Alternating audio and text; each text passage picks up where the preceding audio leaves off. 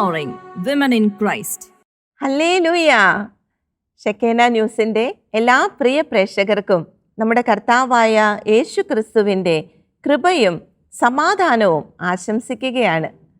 പ്രഷില്ല പ്രോഗ്രാമിൻ്റെ ഇന്നത്തെ എപ്പിസോഡിലേക്ക് എല്ലാവരെയും ഏറ്റവും സ്നേഹത്തോടെ സ്വാഗതം ചെയ്യുന്നു. കഴിഞ്ഞ ആഴ്ച നമ്മൾ പഠിച്ചുകൊണ്ടിരുന്നത് പഴയ നിയമ പുസ്തകത്തിൽ രാജാക്കന്മാരുടെ ആ ഒരു പുസ്തകത്തിൽ നമ്മൾ കണ്ടുമുട്ടുന്ന സറപ്തായിലെ വിധവയെക്കുറിച്ചായിരുന്നു.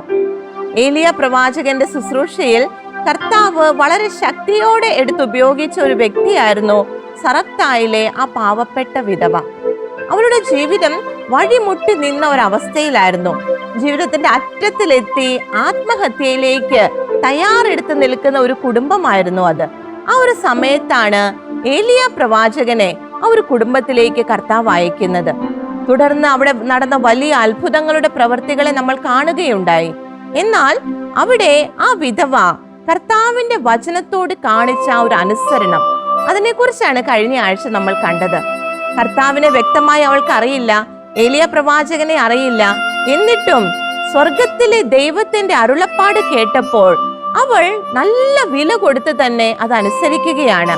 മാനുഷികമായി വളരെ ബുദ്ധിമുട്ടേറിയ കാര്യമാണ് അവളോട് ആവശ്യപ്പെട്ടത്. എന്നാൽ കർത്താവിന്റെ കൽപ്പന ആയതിനാൽ മാത്രം അവൾ അത് അനുസരിക്കുന്നതായി നമ്മൾ കാണുന്നുണ്ട്. കർത്താവിന്റെ കൽപ്പനകളോട് നമുക്കുണ്ടായിരിക്കേണ്ട മനോഭാവമാണ് ഇതിലൂടെ സ്വർഗം നമുക്ക് വെളിപ്പെടുത്തി തരുന്നത്. സങ്കീർത്തകനായ ദാവീദ് 119 അധ്യായം 167 തിരുവാക്യത്തിൽ ഇപ്രകാരം പറയുന്നുണ്ട്: ഞാൻ അങ്ങയുടെ കൽപ്പനകൾ പാലിക്കുന്നു, ഞാൻ അവയെ അത്യധികം സ്നേഹിക്കുന്നു. കർത്താവിന്റെ കൽപ്പനകൾ പാലിക്കുക മാത്രമല്ല ദാവീദ് രാജാവ് ചെയ്യുന്നത്, വലിയ സ്നേഹത്തോടെയാണ് ആ കൽപ്പനകളോട് രാജാവ് ആ ഒരു അനുസരണത്തിൽ വർത്തിക്കുന്നത്. കർത്താവിന്റെ കൽപ്പനകളെ സ്നേഹിച്ചുകൊണ്ട് ആ കൽപ്പനകൾ അനുസരിച്ച് മുന്നേറുന്ന ജീവിതങ്ങളെയാണ് പരിശുദ്ധ ബൈബിളിൽ ഉടനീളം നമുക്ക് കാണുവാനായി സാധിക്കുന്നത്. ഈ ഒരു കൃപയ്ക്കായി എൻ്റെ പ്രിയ സഹോദരങ്ങളെ നമുക്ക് പ്രാർത്ഥിക്കാം. കർത്താവിന്റെ കൽപ്പനകൾ അത്ര എളുപ്പമല്ല അനുസരിക്കാൻ. മാനുഷികമായിട്ട് നമുക്ക് ഉൾക്കൊള്ളാൻ കഴിയാത്ത പല കാര്യങ്ങളും കർത്താവിന്റെ കൽപ്പനകൾ നമ്മോട് ആവശ്യപ്പെടുന്നുണ്ട്. എന്നാൽ അതൊന്നും ചിന്തിക്കാതെ, മറ്റുള്ളവരെ നോക്കാതെ, നമ്മുടെ സൗകര്യം നോക്കാതെ കർത്താവിന്റെ കൽപ്പനകളെ അനുസരിച്ചവരെയാണ് പരിശുദ്ധ വചനം നമുക്ക് പരിചയപ്പെടുത്തി തരുന്നത്. ഈ ഒരു കൃപയ്ക്കായി നമുക്ക് പ്രാർത്ഥിക്കാം. കർത്താവ് നമ്മോട് പറയുന്ന കാര്യങ്ങൾ അത് എന്ത് വില കൊടുത്തും അനുസരിക്കാനുള്ള ഒരു മനോഭാവത്തിലേക്ക് നമുക്ക് ഉയർന്നു വരാം. ആ ഒരു കൃപയ്ക്കായി പരിശുദ്ധാത്മാവിനോട് നമുക്ക് പ്രാർത്ഥിക്കാം. നാം ആയിരിക്കുന്നിടത്തിരുന്ന് ഇന്നത്തെ നമ്മുടെ ശുശ്രൂഷയെ കർത്താവിന് പരിപൂർണമായും ഏൽപ്പിച്ചുകൊണ്ട് നമുക്ക് ആരാധനയോടെ കർത്താവിന്റെ മുൻപിലായിരിക്കാം. ഹല്ലേലൂയ, ഹല്ലേലൂയ, ഈശോയെ ആരാധന. ഹല്ലേലൂയ.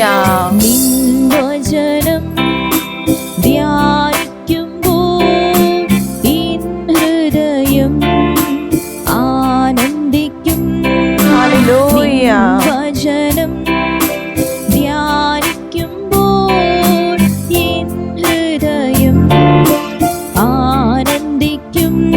പറയുന്നു ഈശോയെ,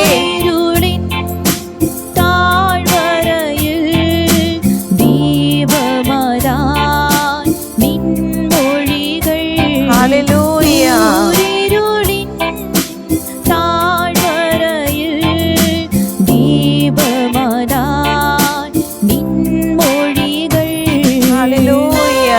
കർത്താവേ, ഞങ്ങൾ പ്രാർത്ഥിക്കുകയാണ് അങ്ങയുടെ വചനത്തെ സ്നേഹിക്കുവാൻ, എന്ത് വില കൊടുത്തും അത് അനുസരിക്കുവാനുള്ള കൃപ കർത്താവേ ഞങ്ങൾക്ക് നൽകണമേ എന്ന് പ്രാർത്ഥിക്കുന്നു. അങ്ങയുടെ വചനത്തെ എല്ലാറ്റിലും ഉപരിയായി സ്നേഹിക്കുവാനുള്ള ആ വലിയ കൃപ കർത്താവേ ഞങ്ങൾക്ക് നൽകണമേ. Hallelujah, hallelujah. ഈശോയേ, യേശു നമുക്കായി ജീവൻ നൽകി ഒരുക്കിയല്ലോ വലിയ രക്ഷ. യേശു നമുക്കായി ജീവൻ നൽകി ഒരുക്കിയല്ലോ വലിയ രക്ഷ. ദൃഷ്ടികളാൽ കാണുന്നു ഞാൻ സ്വർഗ്ഗകാനാൻ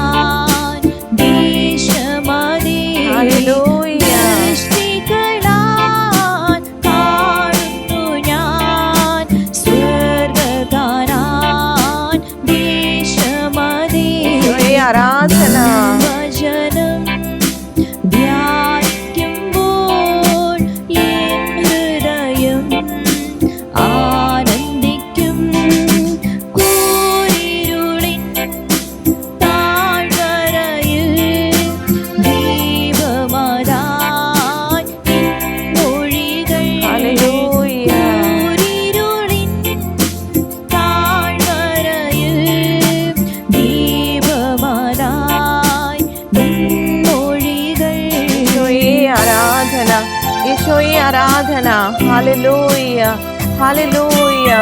ഞങ്ങളെ വഴി നടത്തുന്ന, ഞങ്ങൾക്ക് വഴി കാണിച്ചു തരുന്ന അങ്ങയുടെ വചനത്തെ സ്നേഹിക്കാൻ, ആ വചനമനുസരിച്ച് മാത്രം ജീവിതം ക്രമീകരിക്കാൻ കർത്താവേ ഞങ്ങളെ അഭിഷേകം ചെയ്യണമേ. Hallelujah, hallelujah. ഈശോയെ നന്ദി, ഈശോയെ നന്ദി. ഹല്ലേലൂയ, ഈശോയെ ആരാധന. Hallelujah, hallelujah, hallelujah. ഞങ്ങളുടെ പ്രിയപ്പെട്ട അമ്മേ മാതാവേ, ജീവിതത്തിലുടനീളം കർത്താവിൻ്റെ വചനത്തെ സ്നേഹിച്ച് വചനമനുസരിച്ച് മാത്രം ജീവിച്ച ഞങ്ങളുടെ പ്രിയപ്പെട്ട അമ്മേ, ആ ഒരു കൃപ ഞങ്ങളൊക്കെ ഓരോരുത്തർക്കും ലഭിക്കുവാൻ ഞങ്ങൾക്ക് വേണ്ടി പ്രാർത്ഥിക്കണമേ.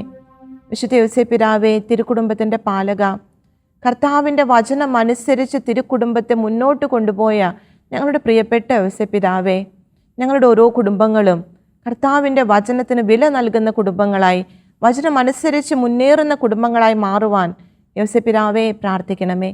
നമുക്ക് ചേർന്ന് പ്രാർത്ഥിക്കാം. നന്മ നിറഞ്ഞ മറിയമേ സ്വസ്തി, കർത്താവ് അങ്ങയോടുകൂടെ സ്ത്രീകളിൽ അങ്ങ് അനുഗ്രഹിക്കപ്പെട്ടവളാകുന്നു. അങ്ങയുടെ ഉദരത്തിൻ ഫലമായി ഈശോ അനുഗ്രഹിക്കപ്പെട്ടവനാകുന്നു. പരിശുദ്ധ മറിയമേ, തമ്പുരാന്റെ അമ്മേ, പാപികളായി ഞങ്ങൾക്ക് വേണ്ടി ഇപ്പോഴും ഞങ്ങളുടെ മരണസമയത്തും തമ്പുരാനോട് അപേക്ഷിക്കണമേ. ആമേൻ, ആമേൻ. യേശുക്രിസ്തുവിൽ എൻ്റെ പ്രിയ സഹോദരങ്ങളെ, നമ്മൾ സറപ്തായിലെ വിധവയെക്കുറിച്ച് കാണുകയായിരുന്നു. നമ്മൾ കണ്ടു ആ വലിയ കഷ്ടപ്പാടിൻ്റെ നാളുകളിൽ വളരെ ആ ഒരു വഴി മുട്ടി നിന്ന അവസ്ഥയിൽ ഏലിയ പ്രവാചകനെ കർത്താവ് ആ കുടുംബത്തിലേക്ക് അയക്കുകയാണ്. ആ ഒരു വിധവയും അവളുടെ മകനും മരിക്കാനായി തയ്യാറായി നിന്ന സമയത്താണ് ഏലിയ പ്രവാചകൻ കടന്നു വരുന്നതും കർത്താവിൻ്റെ വലിയ അത്ഭുത പ്രവർത്തികൾക്ക് ആ കുടുംബം സാക്ഷിയാകുന്നതും നമ്മൾ കണ്ടു. വളരെ അത്ഭുതകരമായ രീതിയിൽ അനുദിനം കർത്താവിൻ്റെ ആ ഒരു പ്രൊവിഷൻ, കർത്താവ് നൽകുന്ന ആ ഒരു സാന്ത്വനം അവർക്ക് കിട്ടിക്കൊണ്ടിരിക്കുകയാണ്. ആ ക്ഷാമത്തിൻ്റെ വളരെയേറെ കഷ്ടതയിലാണ് ദേശം മുഴുവൻ. എങ്കിലും ആ ഒരു കുടുംബത്തിൽ ഒരിക്കലും കലത്തിലെ മാവ് തീർന്നു പോയില്ല, ഭരണിയിലെ എണ്ണ വറ്റിപ്പോയതുമില്ല. ആ കുടുംബത്തിന് ആവശ്യമായത് അന്നന്ന് കർത്താവ് കൊടുത്തുകൊണ്ടിരുന്നു. അങ്ങനെ ദിവസങ്ങൾ മുന്നോട്ട് പോവുകയാണ്. കർത്താവിൻ്റെ കരുതലിൻ്റെ കരം അനുഭവിച്ചുകൊണ്ട് അവർ അനുദിനം മുന്നോട്ട് പോവുകയാണ്. അങ്ങനെ കർത്താവിൻ്റെ ആ ഒരു സംരക്ഷണ തണലിൽ അവർ ആയിരിക്കുമ്പോൾ ഏലിയ പ്രവാചകൻ എന്ന വലിയ ദൈവ മനുഷ്യൻ, ശക്തനായ പ്രവാചകൻ ആ കുടുംബത്തിൽ ഉള്ളപ്പോൾ, ആ പ്രവാചകന്റെ സാന്നിധ്യത്തിൽ ആ കുടുംബത്തിലേക്ക് വലിയൊരു കഷ്ടപ്പാട് കടന്നു വരികയാണ്.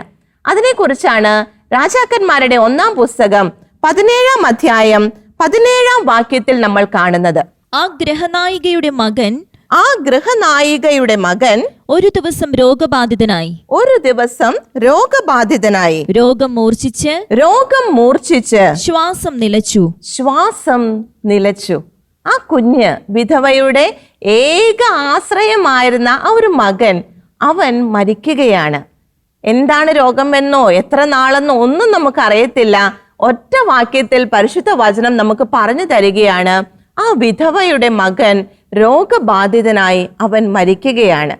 എൻ്റെ പ്രിയ സഹോദരങ്ങളെ, ഈ ഒരു കഷ്ടത, ഈ ഒരു വലിയ വിഷമം അവരുടെ കുടുംബത്തിൽ സംഭവിച്ചത് ആ ഒരു ദൈവ മനുഷ്യന്റെ സാന്നിധ്യത്തിലാണ്. കർത്താവിന്റെ അത്ഭുതങ്ങൾ ആ കുടുംബത്തിൽ നടന്നുകൊണ്ടിരിക്കുന്ന സമയമാണ്. ഇത്രയേറെ കർത്താവിന്റെ ഇടപെടലുകൾ അനുഭവിച്ചു കൊണ്ടിരിക്കുന്ന ആ ഒരു കുടുംബത്തിൽ എങ്ങനെയാണ് ഈ കുഞ്ഞ് മരിച്ചു പോയത്? കർത്താവിന്റെ കരത്തിന് അവിടെ ശക്തിയില്ലേ? നമ്മിൽ പലരും ചോദിക്കുന്ന ഒരു കാര്യമാണ്. പ്രാർത്ഥിക്കുന്ന ഒരു കുടുംബത്തിൽ എന്തെങ്കിലും സംഭവിച്ചാൽ, കർത്താവിന് സമർപ്പിക്കപ്പെട്ട ഒരു ഭവനത്തിൽ എന്തെങ്കിലും സംഭവിച്ചാൽ, കർത്താവിനോട് ചേർന്ന് നടക്കുന്ന ഒരു വ്യക്തിയുടെ ജീവിതത്തിൽ നടക്കാൻ പാടില്ലാത്ത എന്തെങ്കിലും സംഭവിച്ചാൽ ഉടനെ നമ്മൾ ചോദിക്കുന്നത് എന്താണ്? കർത്താവിനോട് ഇത്രയും ചേർന്ന് നിന്നിട്ട് എന്തേ അത് ആ കുടുംബത്തിൽ സംഭവിച്ചു? എൻ്റെ പ്രിയ സഹോദരങ്ങളെ, ഇത് കർത്താവ് അറിയാതെയാണോ അവിടെ സംഭവിച്ചത്? കർത്താവ് അറിയാതെയും അനുവദിക്കാതെയും എന്തെങ്കിലും ഈ ലോകത്തിൽ സംഭവിക്കുമോ? കർത്താവ് ഇതെല്ലാം കണ്ടുകൊണ്ടാണ് ഇരിക്കുന്നത്. നമ്മുടെ ആത്മീയ ജീവിതത്തിൽ നമ്മൾ വളരെ നല്ല നിലയിലാണെന്ന് ചിന്തിക്കുന്ന സമയം, പ്രാർത്ഥിച്ചും അനുദിനം കുർബാന അർപ്പിച്ചും ജപമാലകൾ ചൊല്ലിയും അങ്ങനെ കർത്താവിനോടുള്ള ബന്ധത്തിൽ വളരെ നന്നായി മുന്നോട്ട് പോകുന്ന ഒരു സമയം, ആ ഒരു സമയത്ത് നമ്മുടെ ജീവിതത്തിൽ കഷ്ടപ്പാടുകൾ വരില്ല എന്ന് പരിശുദ്ധ വചനത്തിൽ ഒരിടത്തും നമുക്ക് കാണാൻ സാധിക്കുകയില്ല. കഷ്ടപ്പാടുകൾ, പരീക്ഷണങ്ങൾ, പരിശോധനകൾ അത് നമ്മുടെ ജീവിതത്തിൽ എപ്പോഴും ഉണ്ടായിരിക്കും. അത് നമ്മെ കർത്താവിനോട് ചേർത്ത് നിർത്തുന്നതിൻ്റെ ഒരു അടയാളമാണ് ഈ പരിശോധനകൾ.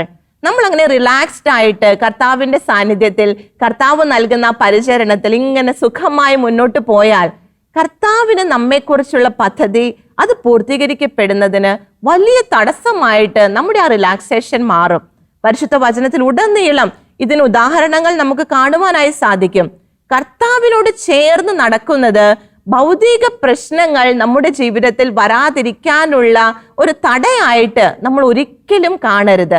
എന്ത് തന്നെ പ്രശ്നമുണ്ടെങ്കിലും സർവശക്തനായ കർത്താവ് നമ്മോട് കൂടെയുണ്ട്, നമ്മോടൊപ്പമുണ്ട് എന്നതാണ് നമ്മുടെ കരുത്ത്. അല്ലാതെ നമ്മുടെ ജീവിതം പ്രശ്നങ്ങൾക്ക് കടന്നു വരാൻ സാധിക്കാത്ത ഒരു മേഖലയാണ് എന്ന് ഒരിക്കലും നമ്മൾ ചിന്തിക്കരുത്. ഇതാണ് ഇവിടെ സറപ്തായിലെ വിധവയുടെ ജീവിതത്തിൽ സംഭവിച്ചത്.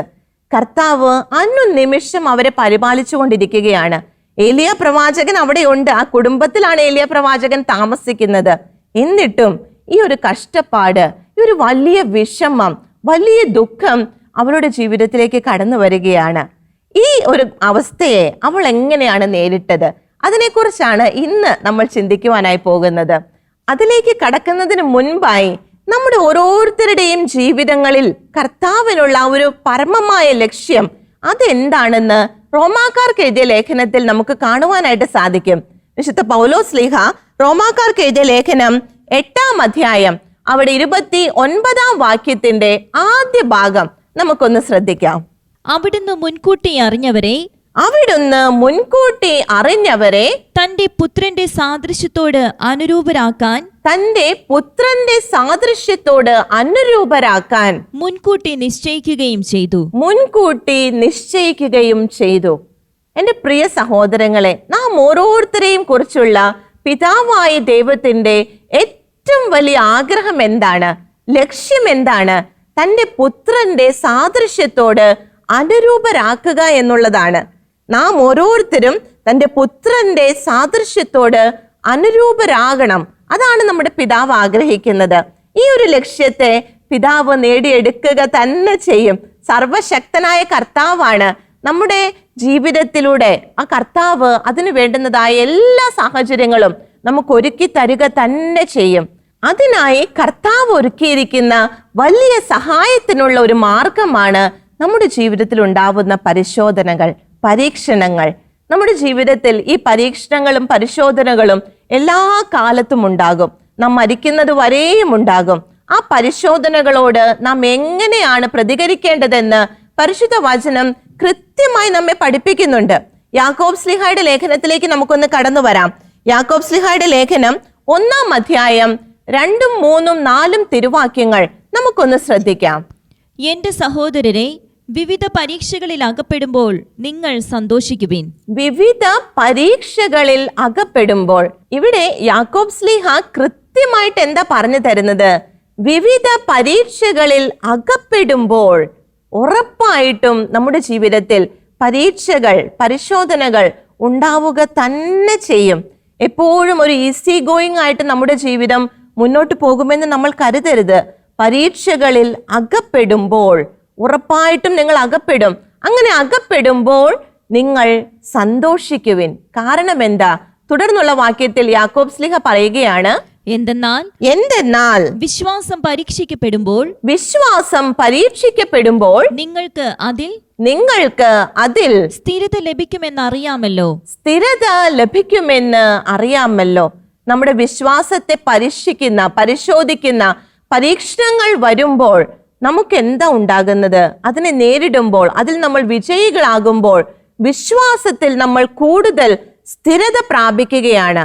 എന്ന് പറഞ്ഞാൽ എന്താണെന്ന് തുടർന്നുള്ള വാക്യത്തിൽ ശ്ലീഹ നമുക്ക് വ്യക്തമാക്കി തരുന്നുണ്ട്. ഈ സ്ഥിരത പൂർണ്ണഫലം പുറപ്പെടുവിക്കുകയും, അങ്ങനെ വിശ്വാസത്തിൽ നമ്മൾ സ്ഥിരത പ്രാപിക്കുമ്പോൾ ആ സ്ഥിരത പൂർണ്ണ ഫലം പുറപ്പെടുവിക്കുകയും, അങ്ങനെ നിങ്ങൾ പൂർണ്ണരും എല്ലാം തികഞ്ഞവരും ഒന്നിനും കുറവില്ലാത്തവരും ആവുകയും ചെയ്യും. മറ്റൊരു രീതിയിൽ പറഞ്ഞാൽ നമ്മുടെ കർത്താവിന്റെ സാദൃശ്യത്തിലേക്ക് നമ്മൾ കൂടുതൽ അനുരൂപരായിക്കൊണ്ടിരിക്കുകയാണ്. നമ്മൾ ആദ്യം കേട്ട വചനമാണ്, എന്തിനാണ് നമ്മുടെ ജീവിതത്തിൽ ഈ പരിശോധനകൾ, ഈ പരീക്ഷകൾ? നമ്മുടെ കർത്താവിന്റെ സാദൃശ്യത്തിലേക്ക് നമ്മളെ അവയെല്ലാം കൂടുതൽ അനുരൂപരാക്കിക്കൊണ്ടിരിക്കുകയാണ്. ഈ ഒരു പരിശോധനയാണ് അബ്രാഹത്തിന്റെ ജീവിതത്തിൽ നമുക്ക് വ്യക്തമായിട്ട് കാണാൻ സാധിക്കുന്നത്. നമുക്കറിയാം, ഒത്തിരിയേറെ വർഷങ്ങൾ കർത്താവ് വാഗ്ദാനം കൊടുത്തതിന് ശേഷം ഒത്തിരിയേറെ വർഷങ്ങൾ അവർ ഒരു കുഞ്ഞിന് വേണ്ടി കാത്തിരുന്നു. വളരെയേറെ കാലം അവർ കാത്തിരുന്നു. എന്നിട്ടും പിന്നെയും പിന്നെയും താമസിക്കുന്നത് കണ്ടിട്ട് അബ്രാഹാം തിരിഞ്ഞു പോയോ? ആ വാഗ്ദാനത്തെ അവിശ്വസിച്ചു? അതൊന്നും ഉണ്ടായില്ല. അബ്രാഹാം ആ വാഗ്ദാനത്തിൽ ഉറച്ചു നിന്ന് അവസാനം 100-ാമത്തെ വയസ്സിൽ ആ വാഗ്ദാനം പ്രാപിക്കുകയാണ്. അത്രമാത്രം പരിശോധനകളിലൂടെ കടന്നു വന്ന് അവസാനം ആ ഒരു വാഗ്ദാനം പ്രാപിച്ചു. വലിയ സന്തോഷത്തിന്റെ നിമിഷങ്ങൾ. ആ ഒരു കാലത്തിലേക്ക് അബ്രാഹവും സാറയും ഒരുമിച്ച് കയറുകയാണ്. തന്റെ കുഞ്ഞിനോടൊപ്പം സന്തോഷിച്ച് അവർ മുന്നോട്ട് പോകുന്ന, റിലാക്സ്ഡ് ആയിട്ട് മുന്നോട്ട് പോകുന്ന ആ ഒരു സമയത്താണ് കർത്താവ് അടുത്ത ഒരു പരിശോധന അബ്രാഹത്തിന് നൽകുന്നത്. അതെന്തായിരുന്നു? ഇത്രയേറെ കാലം അവർ കാത്തിരുന്ന തങ്ങളുടെ കുഞ്ഞിനെ കർത്താവിന് ബലിയർപ്പിക്കാനാ കർത്താവ് പറഞ്ഞത്. എൻ്റെ പ്രിയ സഹോദരങ്ങളെ, ഈ ഒരു പരിശോധനയെ, ഈ ഒരു പരീക്ഷയെ നാം ആയിരുന്നെങ്കിൽ എപ്രകാരം നമുക്ക് നേരിടാൻ സാധിക്കുക? നമ്മൾ ചിന്തിക്കണം. ഇവിടെ വിശ്വാസികളുടെ പിതാവായ അബ്രാഹത്തിന്റെ മനോഭാവം എന്തായിരുന്നു? ഹെബ്രായർക്ക് എഴുതപ്പെട്ട ലേഖനത്തിൽ നമുക്കത് വ്യക്തമായിട്ട് കാണാൻ സാധിക്കും. വിശ്വാസികളുടെ പിതാവ് എന്ന് അബ്രാഹത്തിന് പേര് ലഭിക്കാൻ കാരണം ആ ഒരു വാക്യത്തിൽ നിന്ന് തന്നെ നമുക്ക് മനസ്സിലാകും. 11-ാം അധ്യായം 19-ാം തിരുവാക്യം നമുക്കൊന്ന് ശ്രദ്ധിക്കാം. മരിച്ചവരിൽ നിന്ന് മനുഷ്യരെ ഉയിർപ്പിക്കാൻ പോലും മരിച്ചവരിൽ നിന്ന് മനുഷ്യരെ ഉയിർപ്പിക്കാൻ പോലും ദൈവത്തിന് കഴിയുമെന്ന് അവൻ വിചാരിച്ചു. അതുകൊണ്ട് ആലങ്കാരികമായി പറഞ്ഞാൽ ഇസഹാക്കിനെ അവന് തിരിച്ചു കിട്ടി. എന്താ അവൻ ഇസഹാക്കിനെ തിരിച്ചു കൊടുത്തത്? അവന്റെ കർത്താവിലുള്ള ഒരു വിശ്വാസമായിരുന്നു. മരിച്ചവരിൽ നിന്ന് കർത്താവിന് ഇവനെ ബലി അർപ്പിച്ചാൽ ആ മരിച്ചു കിടക്കുന്ന തന്റെ കുഞ്ഞിൽ നിന്ന് അവനെ തിരിച്ചു തനിക്ക് നൽകാൻ കർത്താവിന് കഴിയുമെന്ന് അത്രമാത്രം അബ്രാഹാം കർത്താവിന്റെ വാഗ്ദാനത്തിൽ വിശ്വസിച്ചിരുന്നു. അന്നേരമാണ്, അങ്ങനെ വിശ്വസിച്ചപ്പോഴാണ് ആ പരിശോധനയെ വിജയത്തോടെ നേരിടാൻ അവന് സാധിച്ചത്. എൻ്റെ പ്രിയ സഹോദരങ്ങളെ, അബ്രാഹത്തിന് ലഭിച്ച ആ ഒരു വിശ്വാസ പരിശോധന, അത് മാനുഷികമായി ചിന്തിച്ചാൽ നമുക്ക് എത്രമാത്രം അത് മനസ്സിലാക്കാൻ സാധിക്കും? ഒരിക്കലും മാനുഷിക ബുദ്ധിക്ക് ഉൾക്കൊള്ളാൻ കഴിയാത്തൊരു കാര്യമാ കർത്താവ് അവിടെ ആവശ്യപ്പെട്ടത്. എന്നാൽ അബ്രാഹാം അവിടെ അനുസരിച്ചു. ആ പരിശോധനയെ, ആ പരീക്ഷയെ അബ്രാഹാം കൂടുതൽ ആ ഒരു നന്മയിലേക്ക്, വിശ്വാസത്തിന്റെ സ്ഥിരതയിലേക്ക് അബ്രാഹത്തെ ഉയർത്തുന്നതായിട്ടാണ് നമ്മൾ കാണുക. നമ്മുടെ ജീവിതത്തിലെ ഓരോ പരിശോധനകളും കർത്താവിന് കൃത്യമായ ലക്ഷ്യമുണ്ട്. പ്രിയമുള്ളവരെ, എന്ത് തന്നെ കഠിനമായ പരിശോധന ആയിക്കൊള്ളട്ടെ, എത്രമാത്രം വലിയ പരിശോധനയിലൂടെ നമ്മൾ കടന്നു പോയിക്കൊള്ളട്ടെ, ഇത് കർത്താവ് അറിഞ്ഞിട്ടാണ്, കർത്താവ് അനുവദിച്ചിട്ടാണ്. ഇതിൽ എൻ്റെ കർത്താവിന് എന്തോ വലിയ പദ്ധതിയുണ്ട്. ഇതാണ് പ്രിയമുള്ളവരെ ഇന്ന് സറപ്തായിലെ വിധവ നമുക്ക് പറഞ്ഞു തരുന്നത്. സറപ്തായിലെ വിധവയ്ക്ക് ഇവിടെ എന്താ സംഭവിച്ചത്? തുടർന്ന് നമുക്ക് രാജാക്കന്മാരുടെ പുസ്തകത്തിലേക്ക് മടങ്ങി വരാം. രാജാക്കന്മാരുടെ 1-ാം പുസ്തകം 17-ാം അധ്യായം 17-ാം വാക്യത്തിലാണ് നമ്മൾ കണ്ടത്, ആ മകൻ അവൻ രോഗം മൂർച്ഛിച്ച് അവന്റെ ശ്വാസം നിലയ്ക്കുകയാണ്. തുടർന്ന് 18-ാം വാക്യം നമുക്കൊന്ന് ശ്രദ്ധിക്കാം. അവൾ ഏലിയായോട് പറഞ്ഞു. അവൾ ആ കുഞ്ഞിനെ കണ്ട്, മരിച്ചു കിടക്കുന്ന തന്റെ കുഞ്ഞിനെ കണ്ട് ഏലിയായോട് പറയുകയാണ്, ദൈവപുരുഷ, എന്തുകൊണ്ടാണ് അങ്ങ് എന്നോട് ഇങ്ങനെ ചെയ്തത്? എന്റെ പാപങ്ങൾ അനുസ്മരിപ്പിക്കാനും എന്റെ മകനെ കൊല്ലാനുമാണോ അങ്ങ് ഇവിടെ വന്നത്? എന്റെ പ്രിയ സഹോദരങ്ങളെ, നമ്മുടെ സമൂഹത്തിലേക്ക് നോക്കിയാൽ ഒത്തിരിയേറെ അധരങ്ങളിൽ നിന്ന് വരുന്ന ഒരു വാക്യമാണ് നമ്മളിപ്പോൾ കേട്ടത്. എന്തെങ്കിലും പ്രശ്നമുണ്ടായാൽ, നമ്മുടെ ജീവിതത്തിൽ അരുതാത്തത് എന്തെങ്കിലും സംഭവിച്ചാൽ ഉടനെ മിക്കവരും തിരിയുന്നത് എങ്ങോട്ടാണ്? ഒന്നുകിൽ കർത്താവിൻ്റെ നാമത്തിൽ അവിടെ നിൽക്കുന്ന ഒരു വ്യക്തി, തന്നെ ഗൈഡ് ചെയ്യുന്ന ഒരു വ്യക്തി, അങ്ങനെ ഒരു വ്യക്തിയിലേക്ക് കുറ്റം നേരെ ചുമക്കും. എന്തുകൊണ്ടാണ് എൻ്റെ ജീവിതത്തിൽ ഇത് സംഭവിച്ചത്? അങ്ങ് ഇവിടെ ഉണ്ടായിട്ട് എങ്ങനെ ഇത് സംഭവിച്ചു? എൻ്റെ പ്രിയമുള്ളവരെ, ദൈവപുരുഷനായ ഏലിയായുടെ സാന്നിധ്യം കർത്താവിൻ്റെ ആ ഒരു പ്രവൃത്തിക്ക് തടസ്സമായി നിൽക്കുമോ? കർത്താവിന് എന്താണോ ലക്ഷ്യം അത് കർത്താവ് പൂർത്തീകരിക്കുക തന്നെ ചെയ്യും. ഇവിടെ വിധവ പറഞ്ഞ മറ്റൊരു വാക്യമുണ്ട്, എൻ്റെ പാപങ്ങൾ നിമിത്തമാണോ എനിക്കിത് സംഭവിച്ചത്? നമ്മൾ പലരും പലപ്പോഴും ചോദിച്ചിട്ടുള്ളൊരു കാര്യമല്ലേ, ഞാൻ എന്തു ചെയ്തിട്ടാണ് എൻ്റെ ജീവിതത്തിൽ ഇത് സംഭവിക്കുന്നത്? ഇത്രമാത്രം വലിയ തെറ്റ് ഞാൻ ചെയ്തിട്ടുണ്ടോ എൻ്റെ ജീവിതത്തിൽ ഇങ്ങനെ ഒരു കാര്യം സംഭവിക്കുവാനായിട്ട്? സ്വയം ഒരു ഗിൽറ്റി കോൺഷ്യസിലേക്ക് പോകുന്നൊരവസ്ഥ. ഇതൊക്കെ നമ്മുടെ ജീവിതത്തിൽ നടക്കുന്ന കാര്യങ്ങളാണ്. അതാണ് സറപ്തായിലെ വിധവയിലൂടെ കർത്താവ് നമുക്ക് കാണിച്ചു തരുന്നത്. പ്രശ്നങ്ങൾ വരുമ്പോൾ, പ്രതിസന്ധികൾ വരുമ്പോൾ, നനയ്ക്കാത്ത കാര്യങ്ങൾ നമ്മുടെ ജീവിതത്തിൽ സംഭവിക്കുമ്പോൾ മറ്റുള്ളവരെ പഴിചാരാതെ, സ്വയം കുറ്റപ്പെടുത്താതെ നമ്മൾ എന്താ ചെയ്യേണ്ടത്? ഇതിന് പിന്നിൽ കർത്താവിൻ്റെ എന്തോ ഒരു ലക്ഷ്യമുണ്ട്. അബ്രാഹാം ചെയ്തതുപോലെ അബ്രാഹത്തിന് അത് വ്യക്തമായി മനസ്സിലായി. കർത്താവ് ആ ഒരു പരിശോധന അനുവദിച്ചപ്പോൾ കർത്താവിന് അതിൽ ലക്ഷ്യമുണ്ടെന്ന് അബ്രാഹാം തിരിച്ചറിഞ്ഞു. ആ ഒരു തിരിച്ചറിവിലേക്ക് എൻ്റെ പ്രിയമുള്ളവരെ ഇന്ന് കർത്താവ് നമ്മെ ഓരോരുത്തരെയും വിളിക്കുന്നത്. ഇവിടെ സറപ്തായിലെ വിധവ ആ ഒരു കുഞ്ഞുമായിട്ട് ഏലിയ പ്രവാചകന്റെ അടുക്കൽ വന്ന് കരഞ്ഞു പറയുകയാണ്. അവളുടെ മാനസിക ആ ഭാവങ്ങളിലെല്ലാം നമുക്ക് നമ്മെ തന്നെ കാണുവാനായിട്ട് സാധിക്കും. ഇത്രയേറെ കാര്യങ്ങൾ എൻ്റെ ജീവിതത്തിൽ പ്രവർത്തിച്ച കർത്താവിന് എന്തേ ഇത് തടയാൻ സാധിച്ചില്ല? ഇത്രയേറെ അത്ഭുതങ്ങൾ പ്രവർത്തിക്കുന്ന ശക്തനായ ഏലിയ പ്രവാചകൻ ഇവിടെ ഉണ്ടായിട്ട് എൻ്റെ മകൻ എന്തേ മരിച്ചുപോയി? എന്തിനാണ് അങ്ങ് ഇങ്ങോട്ട് വന്നത്? എൻ്റെ മകനെ കൊല്ലാനാണോ? ഇത്ര ദിവസം വരെയും അവന് ഭക്ഷണം കൊടുത്ത് കർത്താവിൻ്റെ ആ വലിയ ശക്തി അവിടെ പ്രകടമാക്കി ഏലിയ പ്രവാചകന്റെ മേല് മകന്റെ മരണം അവൾ കുറ്റപ്പെടുത്തുകയാണ്. ഈ ഒരു വിധവയിലൂടെ കർത്താവ് നമുക്ക് പലതും പറഞ്ഞു തരുന്നുണ്ട്. നമ്മുടെ വാക്കുകളിലൂടെ മറ്റു പലരെയും കുറ്റപ്പെടുത്തിയ അനുഭവങ്ങൾ, ആ അവസ്ഥകൾ, അതെല്ലാം നമ്മളൊന്ന് ചിന്തിക്കുക പ്രിയമുള്ളവരെ.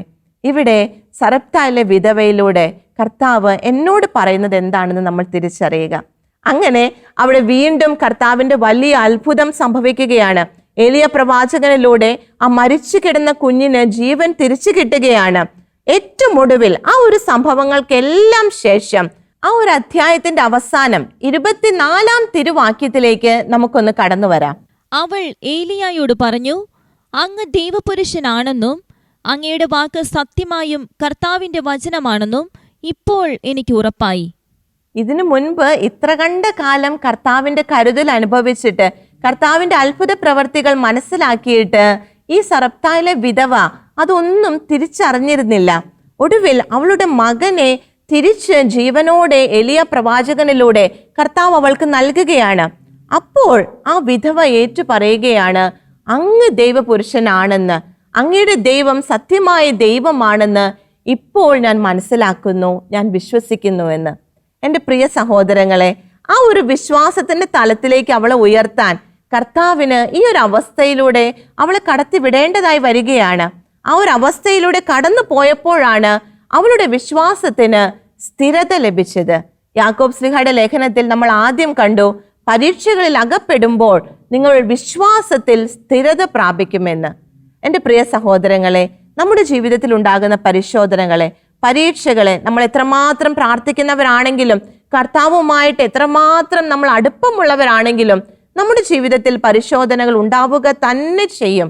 അത് കർത്താവ് അനുവദിക്കുന്നത് നമ്മെ തന്നോട്, തൻ്റെ സാദൃശ്യത്തോട് അനുരൂപപ്പെടുത്താനാണെന്ന് തിരുവചനം പറഞ്ഞു തരുന്നത്. വിശുദ്ധ പത്രോസ് ശ്ലീഹായുടെ 1-ാം ലേഖനം 4-ാം അധ്യായം 12-ാം തിരുവാക്യത്തിൽ പരിശോധനകളെ കുറിച്ച് പത്രോസ് ശ്ലീഹായും നമ്മോട് വ്യക്തമായ ഒരു ആഹ്വാനം നൽകുന്നുണ്ട്. പ്രിയപ്പെട്ടവരെ, നിങ്ങളെ പരിശോധിക്കാനായി അഗ്നിപരീക്ഷകൾ ഉണ്ടാകുമ്പോൾ അപ്രതീക്ഷിതമായത് എന്തോ സംഭവിച്ചാൽ എന്ന പോലെ പരിഭ്രമിക്കരുത്. എന്റെ പ്രിയ സഹോദരങ്ങളെ, പത്രോസ്ലിഹായും എന്താ പറയുന്നത്? നിങ്ങളെ പരിശോധിക്കാനായി അഗ്നിപരീക്ഷകൾ ഉണ്ടാകുമ്പോൾ, വളരെ കാഠിന്യമേറിയ പരീക്ഷകൾ നമ്മുടെ ജീവിതത്തിൽ ഉണ്ടാവുക തന്നെ ചെയ്യും. അതിനെ പ്രതീക്ഷിച്ചുകൊണ്ടിരിക്കാനാ പത്രോസ്ലിഹായും യാക്കോബ് സ്ലിഹായും എല്ലാം നമുക്ക് പറഞ്ഞു തരുന്നത്. അപ്രതീക്ഷിതമായത് എന്തോ സംഭവിച്ചാൽ എന്ന പോലെ അതിനു മുന്നിൽ പകച്ചു നിൽക്കുന്നവരായിട്ട് നമ്മൾ മാറരുത്. പരിശോധനകൾ വരുമ്പോൾ സന്തോഷിക്കുവൻ എന്നാ യാക്കോബ് സ്ലിഹ പറഞ്ഞത്. അതുപോലെ ഈ സ്ലീഹന്മാരുടെ ആഹ്വാനം ഏറ്റെടുത്ത് പരിശോധനകളെ സന്തോഷത്തോടെ സ്വീകരിക്കാൻ നമുക്ക് സാധിക്കണം. അത് കൃപയായി സ്വീകരിക്കാൻ നമുക്ക് സാധിക്കണം. പുത്രനോട് കൂടുതലായി സാദൃശ്യത്തിലേക്ക് അനുരൂപപ്പെടുത്തുവാനുള്ള മാർഗങ്ങളായി, ഉപകരണങ്ങളായി ഓരോ പരിശോധനയും നമ്മൾ കാണണം. വിശുദ്ധ പൗലോസ്ലീഹായുടെ ലേഖനത്തിലൂടെയും കർത്താവിന്റെ ആത്മാവ് ഇങ്ങനെ നമ്മുടെ ജീവിതത്തിൽ ഉണ്ടാകുന്ന പരിശോധനകളെ കുറിച്ച്, പരീക്ഷണങ്ങളെ കുറിച്ച് വളരെ വ്യക്തമായ ഒരു നിർദ്ദേശം നമുക്ക് നൽകുന്നുണ്ട്. കൊറിന്തോസുകാർക്ക് എഴുതിയ 1-ാം ലേഖനം 10-ാം അധ്യായം 13-ാം തിരുവാക്യത്തിന്റെ 2-ാം ഭാഗത്തേക്ക് നമുക്കൊന്ന് കടന്നു വരാം. നിങ്ങളുടെ ശക്തിക്ക് അതീതമായ പ്രലോഭനങ്ങൾ ഉണ്ടാകാൻ നിങ്ങളുടെ ശക്തിക്ക് അതീതമായ പ്രലോഭനങ്ങൾ ഉണ്ടാകാൻ അവിടുന്ന് അനുവദിക്കുകയില്ല. അവിടുന്ന് അനുവദിക്കുകയില്ല. പ്രലോഭനങ്ങൾ ഉണ്ടാകുമ്പോൾ അവയെ അതിജീവിക്കാൻ വേണ്ട ശക്തി അവിടുന്ന് നിങ്ങൾക്ക് നൽകും. എന്റെ പ്രിയ സഹോദരങ്ങളെ, പൗലോസ്ലീഹായും എന്താ പറയുന്നത്? പരിശോധനകളും പരീക്ഷണങ്ങളും പ്രലോഭനങ്ങളും നമ്മുടെ ജീവിതത്തിന്റെ ഒരു ഭാഗമാണ്. അത് ഒരിക്കലും ഇല്ലാതിരിക്കുകയില്ല. എന്നാൽ നിങ്ങളുടെ ശക്തിക്ക് അതീതമായ പ്രലോഭനം നിങ്ങളുടെ ജീവിതത്തിൽ ഉണ്ടാകാൻ കർത്താവ് സമ്മതിക്കുകയില്ല. അങ്ങനെ ഒരു പ്രലോഭനം വരുമ്പോൾ അതിനെ തരണം ചെയ്യാൻ, അതിനെ ഓവർകം ചെയ്യാൻ വേണ്ടുന്നതായ എല്ലാ കൃപകളും കർത്താവ് നൽകുമെന്ന പൗലോസ്ലീഹായിലൂടെ പരിശുദ്ധാത്മാവ് നമുക്ക് ഉറപ്പ് തരുന്നത്. പരീക്ഷണങ്ങളെ പ്രതീക്ഷിച്ചുകൊണ്ടിരിക്കുന്നവരായിട്ട് നമുക്ക് മാറാം. പത്രോസ്ലീഹായും യാക്കോബ് സ്ലീഹായും പൗലോസ്ലീഹായും ഒക്കെ പറയുന്നു, പരീക്ഷണങ്ങളെ പ്രതീക്ഷിച്ചുകൊണ്ട് വേണം നിങ്ങൾ പോകുവാനായിട്ട്. നിങ്ങളുടെ വിശ്വാസ ജീവിതത്തിൽ, വിശ്വാസത്തിൽ കൂടുതൽ സ്ഥിരപ്പെടുവാൻ ഈ പരീക്ഷണങ്ങൾ ആവശ്യമാണ്. ദൈവപിതാവിന്റെ ആ പരമമായ ആഗ്രഹം, തന്റെ പുത്രന്റെ സാദൃശ്യത്തിലേക്ക് നാം ഓരോരുത്തരും അനുരൂപരാകുക എന്ന പിതാവിന്റെ ആഗ്രഹം, അതിനായിട്ട് ഈ പരീക്ഷണങ്ങളെല്ലാം ആവശ്യമാണ്. അത് നമ്മുടെ ജീവിതത്തിലേക്ക് വരുമ്പോൾ അപ്രതീക്ഷിതമായിട്ട് വന്നതുപോലെ നമ്മൾ ഒരിക്കലും നിൽക്കരുത്. കർത്താവ് അനുവദിച്ചതാണ്, കർത്താവ് അറിഞ്ഞതാണ്. ഇതിനെ നേരിടാനുള്ള കൃപ കർത്താവ് എനിക്ക് നൽകും.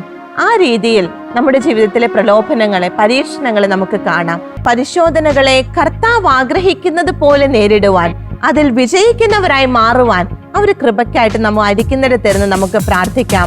പരീക്ഷകളെ കർത്താവിനോട് ചേർന്ന് വിജയിച്ച് തരണം ചെയ്യുന്നവരായിട്ട് നമുക്ക് മാറാം. നമുക്ക് പ്രാർത്ഥിക്കാം. ഹല്ലേലൂയ. കർത്താവേ, ഞങ്ങളെ സഹായിക്കണമേ. ഞങ്ങളുടെ ജീവിതത്തിൽ അങ്ങ് അനുവദിക്കുന്ന ആ പരീക്ഷണങ്ങളെ, ഞങ്ങളുടെ മേൽ വരുന്ന പരിശോധനകളെ വിജയത്തോടെ തരണം ചെയ്യുവാനായിട്ട് കർത്താവേ ഞങ്ങളെ സഹായിക്കണമേ. Hallelujah, hallelujah. ഈശോയേ, എനിക്കായി കരുതുന്നവൻ, ഭാരങ്ങൾ വഹിക്കുന്നവൻ, എനിക്കായി കരുതുന്നവൻ, ഭാരങ്ങൾ വഹിക്കുന്നവൻ, ഹല്ലേലൂയ. എന്നെ കൈവിടാത്തവൻ, യേശുവൻ കൂടെയുണ്ട്.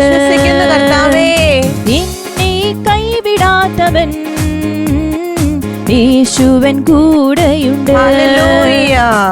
പരീക്ഷ എന്റെ ദൈവം അനുവദിച്ചാൽ പരിഹാരം എനിക്കായി കരുതിയിട്ടുണ്ട്. ആമേൻ, ആമേൻ. പരീക്ഷ എന്റെ ദൈവം അനുവദിച്ചാൽ പരിഹാരം എനിക്കായി കരുതിയിട്ടുണ്ട്. ഹല്ലേലൂയ. എന്തിനെന്ന് ചോദിക്കില്ല ഞാൻ, കർത്താവേ, എന്റെ നന്മയ്ക്കാണെന്നറിയുന്നു ഞാൻ.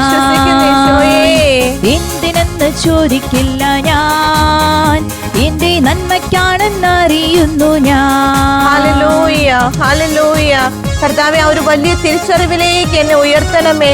എന്റെ ജീവിതത്തിൽ ഉണ്ടാകുന്ന പരീക്ഷണങ്ങൾ, പരിശോധനകൾ എന്റെ നന്മയ്ക്കാണെന്ന്, എന്നെ വിശ്വാസത്തിൽ സ്ഥിരപ്പെടുത്താനാണെന്ന്, എന്നെ കൂടുതൽ പൂർണ്ണതയിലേക്ക് ഉയർത്താനാണെന്നുള്ള തിരിച്ചറിവ് കർത്താവേ നൽകണമേ. Hallelujah, hallelujah. ഈശോയെ നന്ദി. ഘോരമാം ശോധനയിൽ ആഴങ്ങൾ കടന്നിടുമ്പോൾ, ഘോരമാം ശോധനയിൽ ആഴങ്ങൾ കടന്നിടുമ്പോൾ നടക്കുന്നതീശുവത്രേ, ഞാനവൻ കരങ്ങളിലാണ്. നടക്കുന്നതീശുവത്രേ, ഞാനവൻ കരങ്ങളിലാണ്. വിശ്വസിക്കുന്നു യേശുവേ. പരീക്ഷ എന്റെ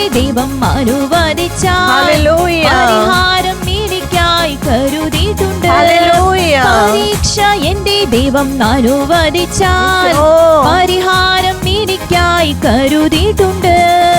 എന്തിനെന്ന് ചോദിക്കില്ല ഞാൻ, എന്റെ നന്മയ്ക്കാണെന്നറിയുന്നു കൃപ ഞാൻ. നൽകണേ ഈശോയേ. എന്തിനെന്ന് ചോദിക്കില്ല ഞാൻ, എന്റെ നന്മയ്ക്കാണെന്നറിയുന്നു ഹല്ലേലൂയ. ഞാൻ.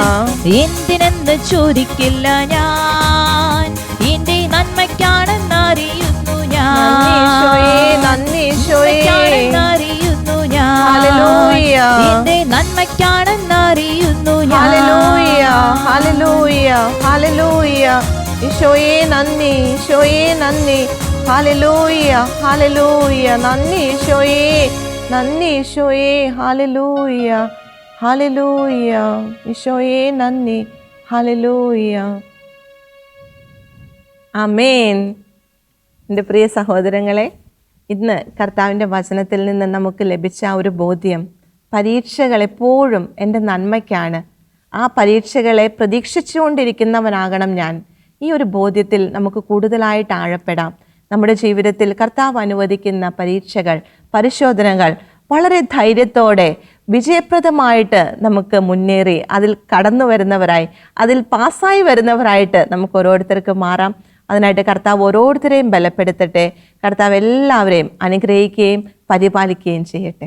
നിങ്ങളുടെ അഭിപ്രായങ്ങളും പ്രാർത്ഥനാ നിയോഗങ്ങളും ഞങ്ങളെ അറിയിക്കുക. ഞങ്ങളുടെ നമ്പർ 9495219811. ഞങ്ങളുടെ ഇമെയിൽ priscilla@gmail.com. ഞങ്ങളുടെ address പ്രിഷില്ല Shekinah news, Thalikkode, Pattikkad PO, Thrissur, Kerala 680652.